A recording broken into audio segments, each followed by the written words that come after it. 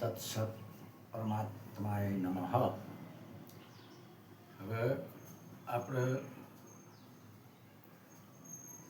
આદિ જગદગુરુ શંકરાચાર્ય ભગવાન અદ્વૈત સિદ્ધાંત કેસરી ભાગ 1 આગળ થઈ ગયો.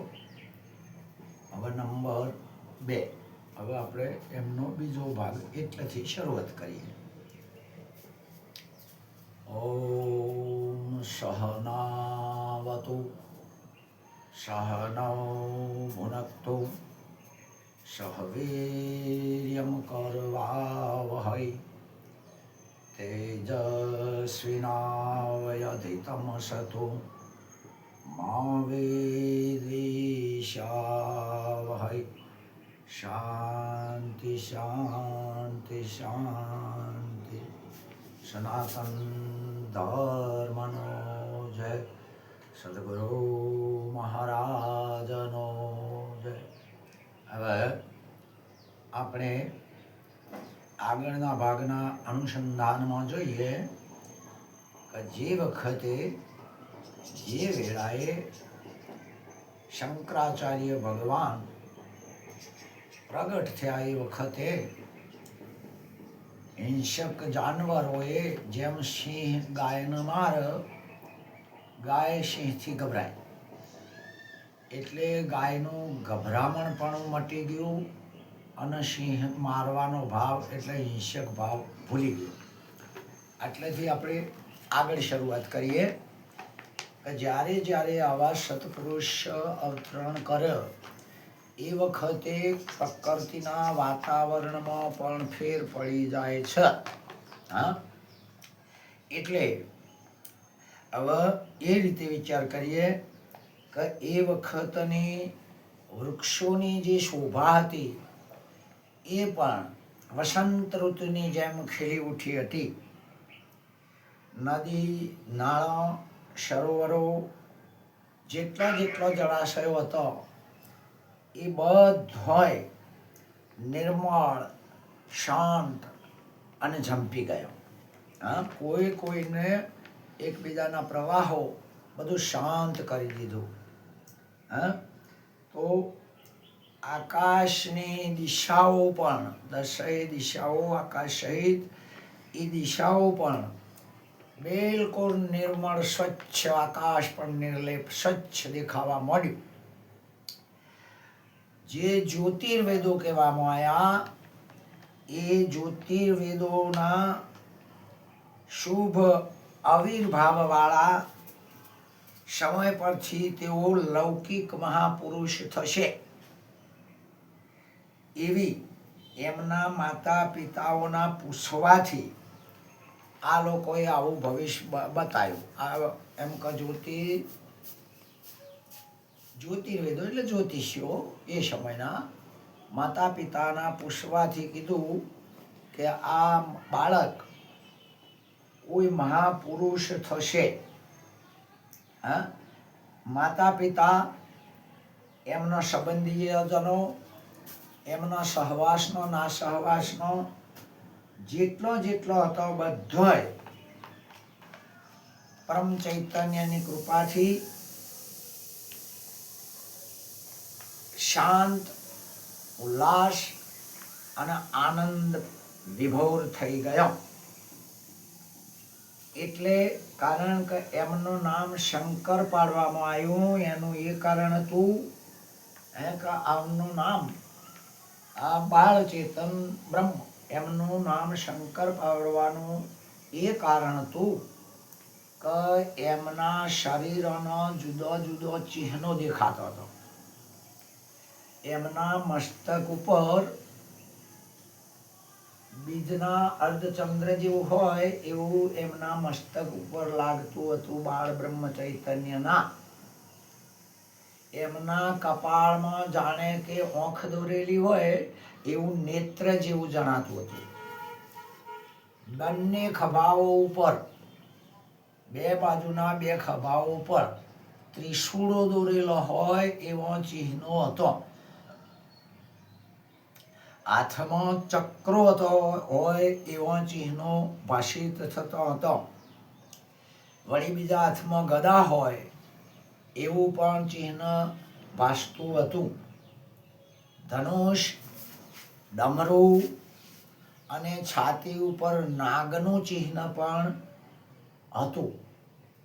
એમના ચરણમાં એટલે પગો અંદર પગોમાં જાણે કે વાઘનું ચર્મ હોય ચામડાનું એવો ચિહ્ન લાગતો હતો પગ ઉપર. એમના થોડ શરીરનો રંગ બિલકુલ સ્ફટિકમણી હોય એવો શ્વેત લાગતો હતો. એમના શરીરનો રંગ પણ બિલકુલ સફેદ સ્ફટિકમણી, કોઈ પણ જાતના મેલ સિવાય એવું શરીર લાગતું હતું. જેમ શુક્લ પક્ષ હોય અને શુક્લ પક્ષની રાત્રિનો ચંદ્ર દિન એટલે પ્રત્યેક દિવસે રાત્રે વધતો જાય અને પૂર્ણ ચંદ્ર બને, એમ આ પરમાત્મા ભગવાન શંકરનું શરીર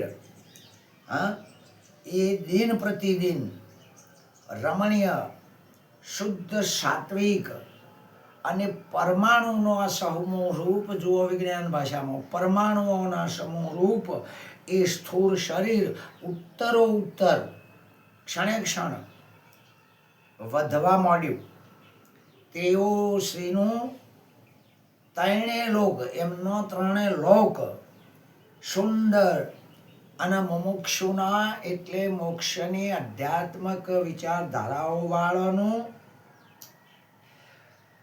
નેત્રના મનનું હરણ કરતા હોય એમના એવું એ જીવો ભાવનું વિસ્મરણ કરનારના, જેનો જીવ ભાવ હતો, જેને અમે જન્મ્યા છીએ, અગર તો શાસ્ત્રોની ભાષામાં જેને અવિદ્યાનો પડદો વચ્ચે આડો પડ્યો હતો, એવા જીવોને પોતપોતાના સ્વરૂપનું સ્મરણ કરાવવા માટે કે આપણે જીવ છીએ કે બીજું કોઈ છીએ, એમ આપણે વાસ્તવિકતામાં કોણ છીએ એમનું સ્મરણ એટલે યાદ કરાવનારા આ સ્થૂળ શરીર,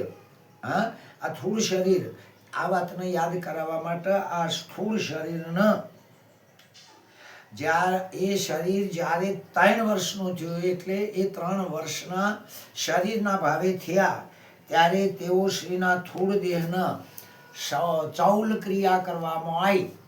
જેના આપણી ભાષામાં મુંડન, ચૌલ ક્રિયા એમ કે આધ્યાત્મિક ધર્મ અનુસાર 3 વર્ષે ચૌલ ક્રિયા કરાવવામાં આવી. ત્યારે તેઓ શ્રીનું સ્થૂળ શરીર જ્યારે 5 વર્ષનું થયું, ત્યારે શાકે 615ના ચૈતર સુદ નૂમના દિવસે તેઓ શ્રીના ચેતોહર એટલે સ્થૂળ શરીરને જનોઈ યથાવિધિ ઉપનયન સંસ્કાર અર્થાત યજ્ઞોપવિત વિધિ શાકે 615 ચૈતર સુધી નૂમના દિવસે કરવામાં આવી. ઉપવિત એટલે જનોઈ આપ્યા પછી પહેલો જેટલું ઉપયોગી અધ્યયન હતું, એમ કે જનોઈ 5 વર્ષે આપવામાં આવી, એ પહેલા એમનાથી જેટલું બનતું હતું એટલું વેદોનું અધ્યયન, જેટલી વિચાર શક્તિ અને અભ્યાસ હતો એ પહેલા લગભગ બને એટલું, એટલે મોટા ભાગનું અધ્યયન તો એમને 5 વર્ષ પહેલા કરી જ લીધું હતું. ઉપનયન એટલે જનોઈની વિધિ થયા પછી એ શ્રી પોતાના ગુરુના પાસે રહીને વેદાંતનું અધ્યયન એટલે એના સાર શું છે, હેતુ શું છે, એ અધ્યયન કરવા લાગ્યા. અધ્યયન કાલે તેમની સ્મરણ શક્તિ અને એમની બુદ્ધિનો વૈભવ એટલે તેજસ્વી બુદ્ધિ, એમની એક તો યાદ શક્તિ અને તેજસ્વી શબ્દનો, સદગુરુના વાતનો લક્ષ્ય બોલ્યા પહેલો પકડી પાડે, આવી તેજસ્વ બુદ્ધિ એમના સહાધ્યાયીઓને એટલે બીજા ગુરુભાઈઓ અને એમના ગુરુને આશ્ચર્ય પ્રમાણે એટલી લાગતી હતી હા, એટલે તેઓ એક દિન એક બ્રાહ્મણના ઘેર ગયા. બ્રાહ્મણનું ઘર અતિશય એમ કે ગરીબ હતું. શંકરાચાર્ય ગુરુની આજ્ઞાથી જઈને ભિક્ષામ દઈ બોલ્યા. એ ઘેર કોઈ સતી સ્ત્રી સમાન ભાઈ અંદર મનમાં વિચાર કરવા માંડી કરે રે હું યોગીને ભિક્ષા આપી શકું એવી મારા ઘરની પરિસ્થિતિ નથી. હા, હવે કોઈને જાકારો કરીને કઢાય નહીં, આપવા જાય તો કશું સ નહીં. આ બેન ચિંતાતુર થઈ ગયા અને ઘરમાં જઈને જોયું તો ઘરમાં એક ઓબડું પડેલું હતું. ઓબડો આવે એમને આવીને એમને જે ભાવ અને કીધું કે બાપજી જેવી યથાશક્તિ મારા ઘરમાં છ જ આપું છું. એક ઓબડું આપી દીધું. ભગવાન શંકર જગદગુરુએ વિચાર કર્યો કે આટલી બધી પરિસ્થિતિ છતાંય જે ભિક્ષામાં પાશીપાની કરી નથી એટલે લક્ષ્મીજીને પ્રસન્ન કરીને શંકરાચાર્યજીએ કીધું કે હે દેવી લક્ષ્મીજી અને સાચા ભાવે મને એક આંબળાની ભિક્ષા આપી છે, માટે તમે તમારી કૃપાથી એનું આખું ઘર સોનાના ઓબળોથી ભરી દો. પરિણામે એમ થયું ખરું અને કાયમનું દળદર એ બેનના ઘરનું મટાડી દીધું. આવા જગદગુરુ શંકરાચાર્યને ભૂલવા હોય તોય ભૂલી શકાય નહીં. એટલા માટે આ સુકૃત કર્યું કહેવાય. માટે ભગવાન શંકરે તેના ઉત્તરમાં કીધું કે તમારા કુટુંબના પહેલા પૂર્વે આ પ્રાપ્ત થયું હોય, પુણ્ય ઉદય થયો હોય એનું આ ફળ છે. એમાં હું કશું કરી શક્યો નથી ને માતા લક્ષ્મીજીની મેળ છે. પોતાના ગુરુની પાસે એ 2 વર્ષ રહ્યા. વેદાદિ એટલે વેદ આદિ બધાય સતશાસ્ત્રોનું અધ્યયન કરીને 7મા વર્ષે શંકર ભગવાન પોતાને ઘેર આવી અધ્યયન કરેલા વેદાદિ સત્શાસ્ત્રોનું પુનઃ અધ્યયન કરવા માંડ્યા. જેમ આપણે નિશાળમાંથી ઘેર આવીને શિક્ષકે સાહેબે ભણાવ્યું હોય એનું ફેર રિપીટેડ અગર તો લેશન કરીએ એ રીતે 7 વર્ષે ઘેર આવીને સદગુરુએ જે ભણાવ્યું હતું એના એ પાછું એ રિપીટ કરવા માંડ્યા. હા, આમ એક ક્ષણ પણ અધ્યયન સિવાય રહી શકતા નહોતા. હા, અધ્યયન કરવા લાગ્યા. આના બીજાઓને પણ કરાવવા લાગ્યા. આમ પોતાના માતુશ્રીની ભાવપૂર્વક સેવા પણ કરતા હતા. 7 વર્ષે ઘેર આવ્યા. ઈરાદો એ જ હતો કે મારી માની સેવા કરશે કોણ, એટલા માટે એ પોતાના ઘેર આવ્યા. માતાજી પણ રાજી થઈ જતો હતો. શંકર ભગવાનના ઘરથી જણ માતાજી સ્નાન કરવા નદી કાંઠે જાય તો એમના ઘરથી થોડીક દૂર નદી નીકળતી હતી. હા, તો ભગવાન શંકરે માના તરફ જોયું તો પરેશાની પહોંચતી. એ નદીને પ્રસન્ન કરીને એને કીધું કે મારી માતાજીની અશક્તિ હોવાથી મારા ઘર પાસે થઈને નીકળો.